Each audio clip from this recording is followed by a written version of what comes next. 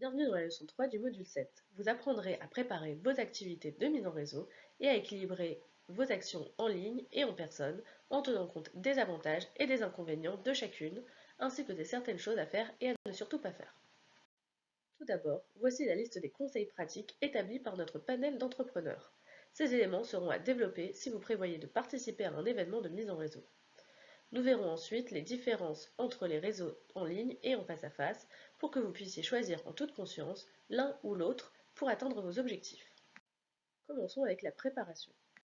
Supposons que vous ayez élaboré votre plan de mise en réseau et que vous vous soyez fixé des buts et des objectifs clairs pour vos activités. Voici quelques éléments pratiques à garder en tête lors de votre préparation. Faites des recherches sur l'événement ou sur la plateforme. Qu'il s'agisse d'un événement de réseautage physique ou d'une plateforme en ligne, faites des recherches sur les participants, les organisateurs et les sujets de discussion. Ces informations vous aideront à engager des conversations intéressantes et à trouver des terrains d'entente. C'est aussi l'occasion d'établir un agenda en fonction des pauses et des temps libres lors de ces événements, afin de mettre en place des réunions individuelles, un déjeuner partagé ou encore une petite section spontanée. Cet accès direct à des personnes influentes, qui sont souvent très occupées, ne doit pas se perdre et doit profiter à votre réseau. Préparez un bref pitch percutant. Rédigez une introduction concise et convaincante qui met en évidence votre parcours professionnel, vos intérêts et vos objectifs. De l'anglais elevator speech, ce bref résumé, de 30 secondes environ, doit marquer l'esprit de votre auditeur, qui se rappellera qui vous êtes et ce que vous faites. Créez des variantes adaptables aux situations et aux profils qui vous font face. Expliquez vos motivations, pourquoi vous faites ceci, pourquoi vous faites cela, avec qui et pourquoi. Cette présentation de soi nécessite de l'entraînement, surtout si vous occupez un poste de direction. Mettez-vous en situation avec vos collègues pour vous mettre à l'épreuve. Veillez à ne prendre personne au dépourvu, faites en sorte que cette approche soit transparente au sein de votre organisation.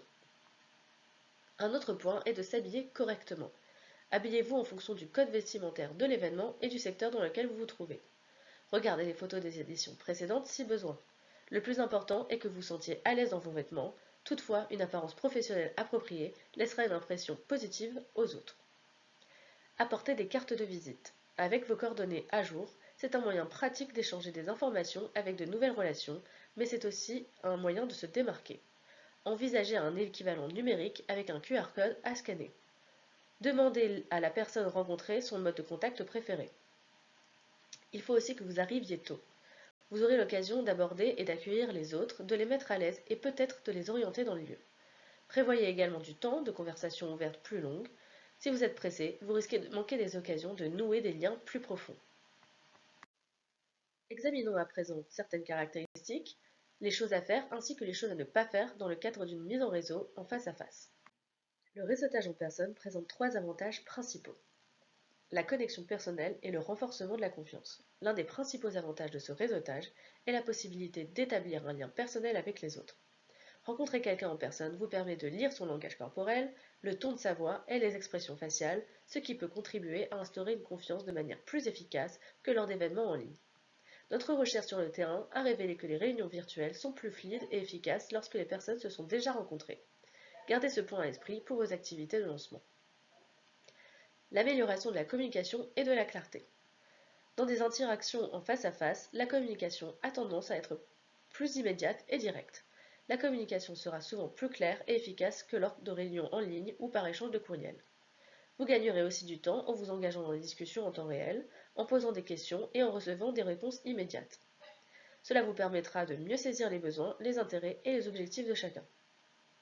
Les occasions de rencontres spontanées, comme mentionné dans les leçons précédentes, les événements de réseautage en personne tels que les conférences, les séminaires ou les ateliers, rassemblent des personnes partageant les mêmes intérêts, le même secteur ou les mêmes professions.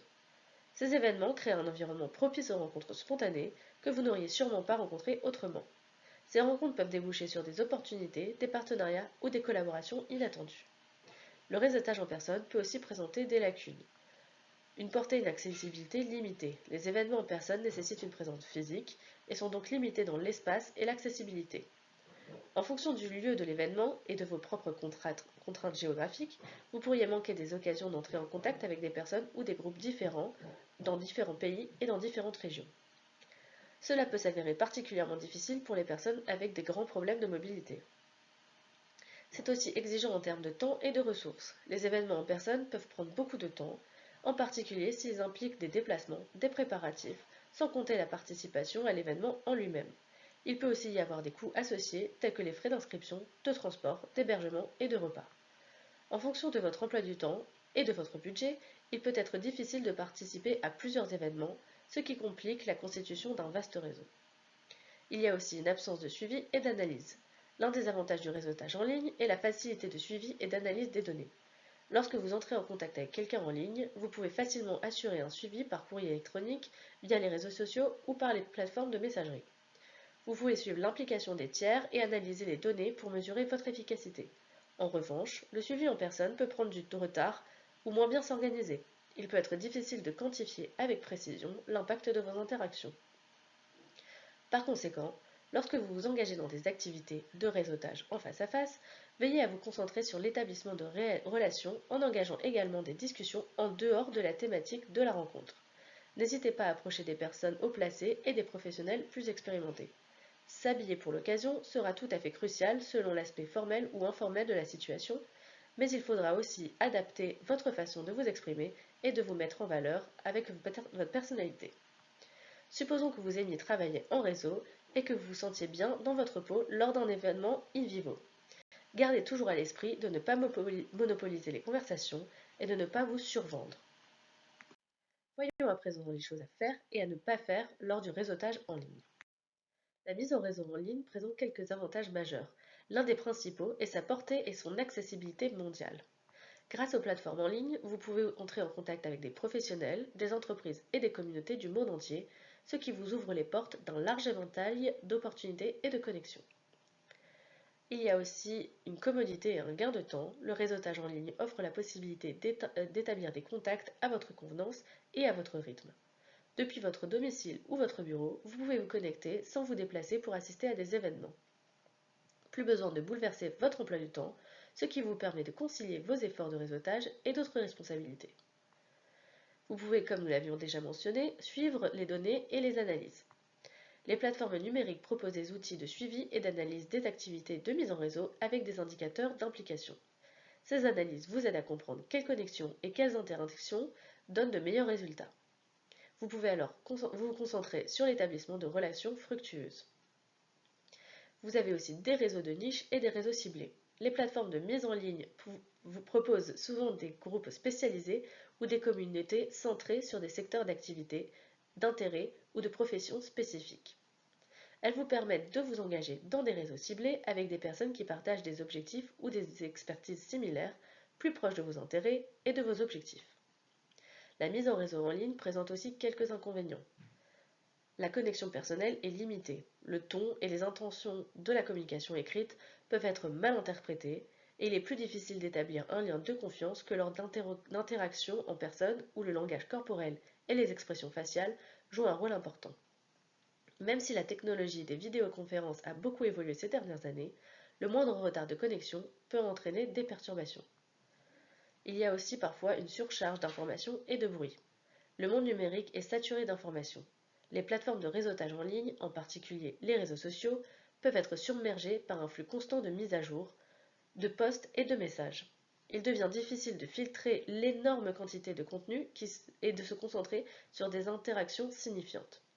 Toute information en ligne n'est pas toujours exacte ou fiable, d'où l'importance de vérifier la crédibilité de ces sources.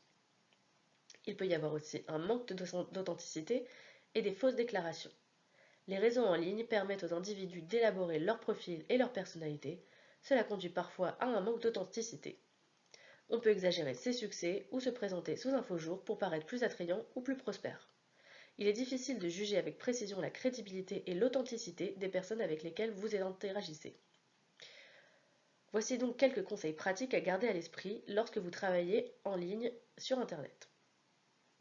Tout d'abord, prenez le temps d'optimiser votre présence en ligne, qu'il s'agisse de votre propre page d'accueil ou d'un profil sur les réseaux sociaux. Si vous organisez des réunions, choisissez des outils en ligne en fonction du degré de technicité de votre groupe cible ou de votre contact. La communication préparatoire est essentielle à cet égard. Essayez donc de toujours fournir un ordre du jour. Veillez également à disposer d'un équipement technique et d'une installation adéquate que ce soit à la maison ou au bureau. Essayez de créer un arrière-plan naturel et calme, et, si vous le rendez flou ou utilisez une image, veillez à vous asseoir devant un mur uniton pour éviter que l'image n'apparaisse pixelisée. Envisagez d'utiliser une webcam séparée pour obtenir un meilleur angle et une meilleure qualité vidéo. Les supports de téléphone portable sur ordinateur portable peuvent également se montrer utiles. N'oubliez pas, n'envoyez jamais de spam et ne partagez pas de contenu non pertinent juste pour rester dans la lumière.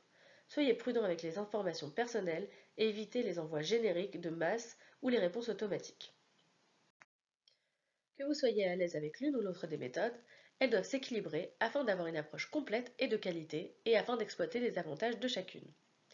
Vous fluidifierez ainsi votre communication avec le face-à-face et le virtuel, en passant de discussions en personne à des discussions en ligne et vice-versa. Avoir une présence en ligne avant un événement vous permet de vous faire connaître et d'échanger, tandis que de se rencontrer en personne avant d'assurer le suivi et de collaborer en ligne brisera la glace et rendra les interactions plus personnelles et plus significatives. En fin de compte, votre temps est limité, alors allouez-le aux différentes méthodes en fonction de vos objectifs et de ce qui fonctionne le mieux pour vous. En guise d'exercice, je voudrais que vous réfléchissiez à l'avenir de la mise en réseau et de la collaboration. Les captures d'écran que vous voyez montrent les produits de deux jeunes entreprises européennes qui proposent des solutions de conférences et de mise en réseau en réalité augmentée et virtuelle. Avez-vous déjà essayé un tel service? Pensez-vous que les technologies immersives influenceront positivement la façon dont nous travaillons en réseau, collaborons et construisons des communautés? Si vous suivez cette leçon en groupe, discutez de votre opinion avec vos camarades. Pour résumer, bien préparer vos activités de mise en réseau peut prendre du temps. Mais cela en vaut toujours la peine. En choisissant les bons événements ou les bonnes activités, ou en vous préparant professionnellement, vous maximiserez votre efficacité. Votre temps est précieux, trouvez votre équilibre entre les méthodes en ligne et en face à face. Je vous remercie et je vous dis à bientôt pour la prochaine leçon.